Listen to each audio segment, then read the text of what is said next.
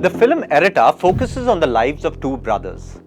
Pramod is a high-ranking police officer who used to struggle with alcoholism. His erratic tendencies causes his wife to leave him along with their daughter. On the other hand, Vinod, his identical twin brother and a lower-ranking police officer, is even more troubled. He's a violent alcoholic, a gambler, and a rapist. The movie starts with Vinod lying in a pool of blood, and his death forces his brother Pramod to confront their shared past traumatic experiences. Throughout the film, we see flashbacks of their childhood that reveal that their father possessed all the negative qualities that they now possess.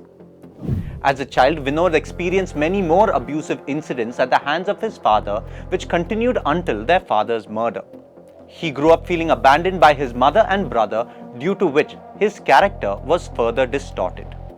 The warped nature of their family is climactically revealed through a tragic case of incestual abuse that ruins the family.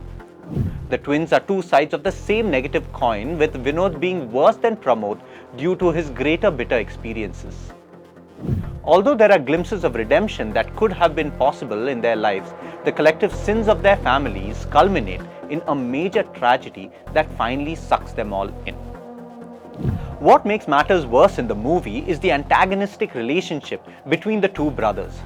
Their shared experiences render them incapable of understanding or helping each other, leading them to repress their trauma deeper within themselves. As a result, their abusive behaviors become symptoms of their unprocessed trauma. This vicious cycle is perpetuated in the next generation, as even Pramod's daughter exhibits violent and aggressive behavior. Her experience is the most tragic of all, but it does indicate that the behavior has passed on to yet another generation. In his book, The Body Keeps the Score, psychologist Bessel van der Kolk discusses the effects of childhood psychological trauma on the mind and body.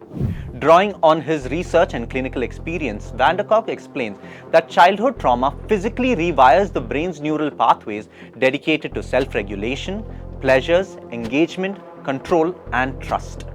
Trauma survivors often become triggered by environmental cues, causing them to reenact the past traumatic experiences through fragmented patterns of behavior.